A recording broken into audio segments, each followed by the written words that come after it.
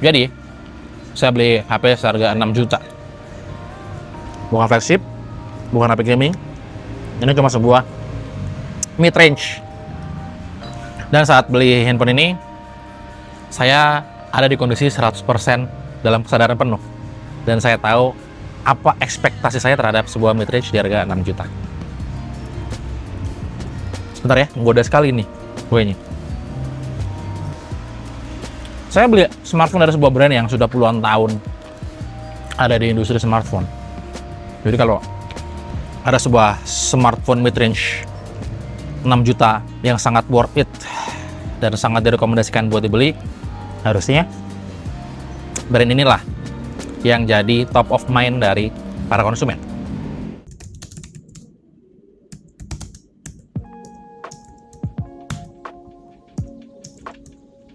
Waktu saya coba check out HP ini, ekspektasi saya simple.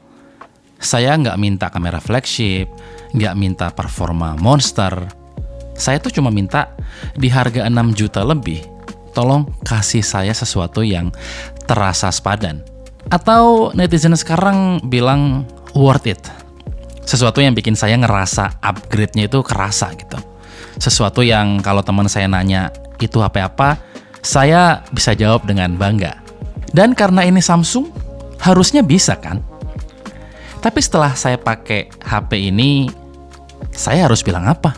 Kesan pertama waktu saya pegang HP ini tipis. Dan itu bagus. Tapi kemudian saya pegang lebih lama, dan saya sadar. Pertama, frame-nya plastik. Di harga 6 juta lebih, di tahun 2026, frame-nya masih plastik. Oke, saya coba nggak terlalu fokus ke situ ya. Saya nyalain layarnya dan mulai pakai. Terus saya menyadari satu hal lagi, bezelnya nggak simetris. Bagian dagu, bagian bawah layar, lebih tebal dari bagian yang lain. Sesuatu yang harusnya udah beres di harga segini. Ini bukan hal yang bikin HP ini pada akhirnya nggak bisa dipakai, tapi detail kayak gini tuh harusnya nggak kita temuin di mid range harganya 6 juta ini. Itu aja sih paling. Terus soal performa, Exynos 1480. SoC yang notabene-nya rilis 2 tahun lalu. Belum tua dan masih sangat layak dipakai tentunya. Dia juga bukan SoC yang jelek.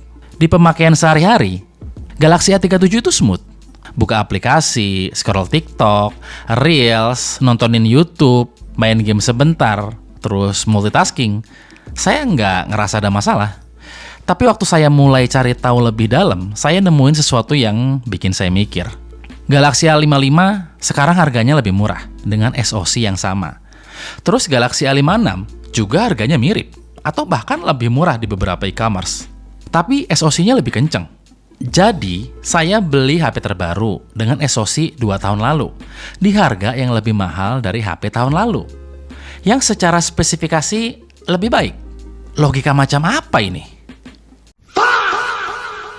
Terus soal kamera. Sekali lagi, parameternya adalah mid-range 6 jutaan. Kalian tentu punya ekspektasi juga kan? Kamera utama 50 megapikselnya oke. Saya nggak akan bohong. Di siang hari, hasilnya lumayan bagus. Detailnya solid, warnanya punchy, khas Samsung yang banyak orang suka. OIS-nya kerasa banget pas kita ngambil foto secara handheld.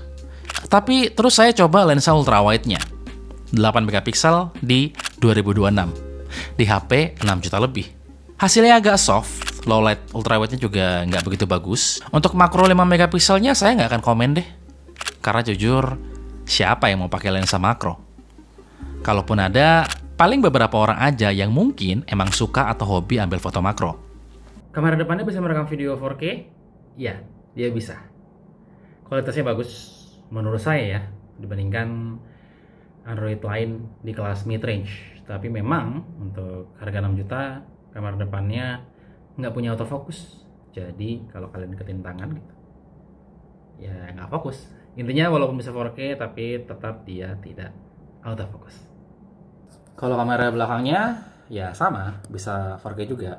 Cuman yang belakang tentu autofocus. Sekali lagi, untuk kualitas perekaman video, kalau ngomongin soal smartphone mid-range, menurut saya ada 2 brand, 3 brand yang 4 sekarang 4 brand yang menurut saya kualitas videonya bagus. Maksudnya untuk sebuah mid-range ya. Pertama Samsung tentunya, HP-HP Samsung mid-range itu bagus-bagus.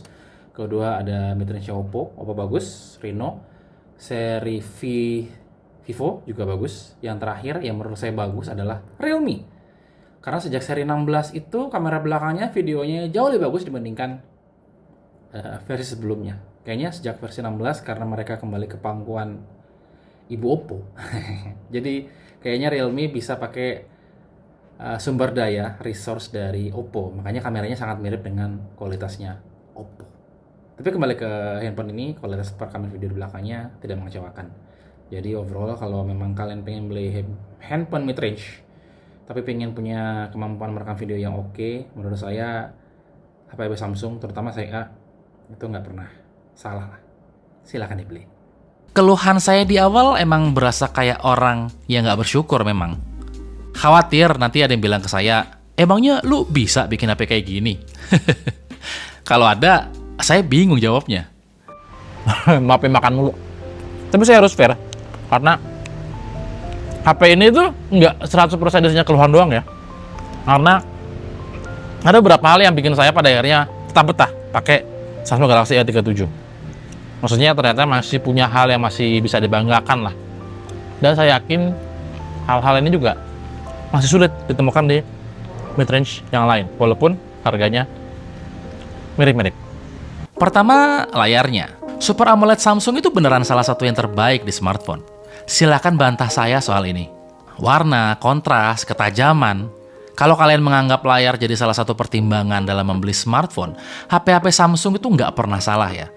Dan ini sesuatu yang brand lain di harga yang sama susah buat nandingin. Walaupun dosa masa lalu Samsung soal lightsaber, garis hijau di layar, masih sering diungkit sama netizen. Dan saya nggak bisa pura-pura itu nggak pernah terjadi ya. Kedua, software. One UI 8.5 di Android 16 dengan jaminan 6 tahun update OS dan 6 tahun security patch. Kalian masih menganggap itu nggak penting? Coba deh, perbanyak referensi lagi. Serius. Di universe Android yang update supportnya suka goib, kadang beli HP terus nggak pernah dapat update lagi, Samsung itu kerasa mahal.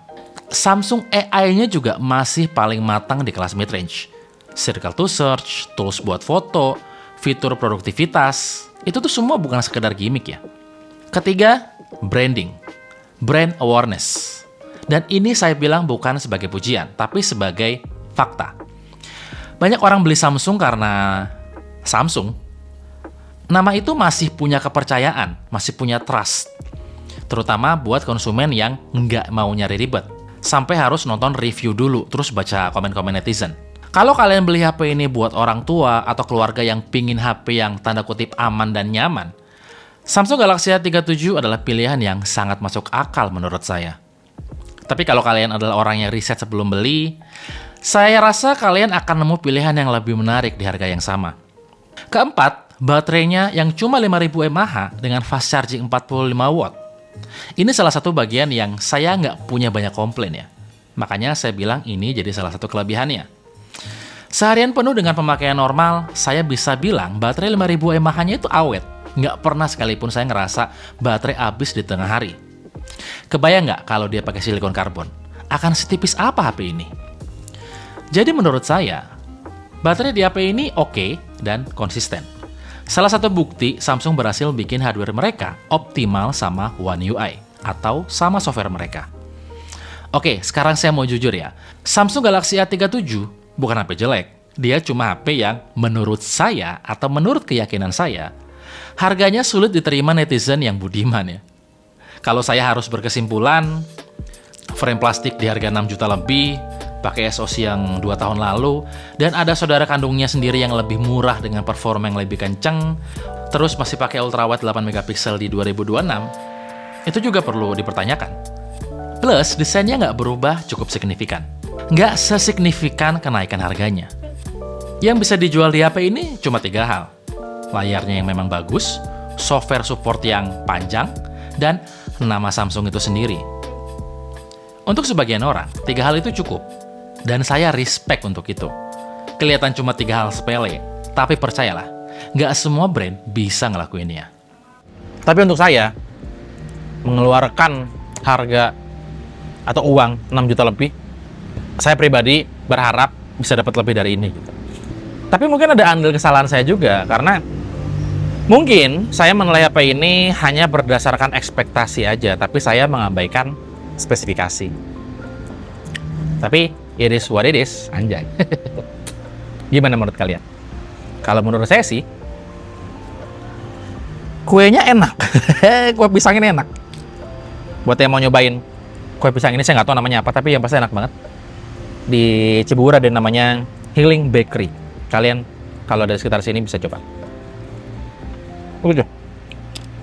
Terima kasih sudah mau dengerin curhatan saya. Dadah.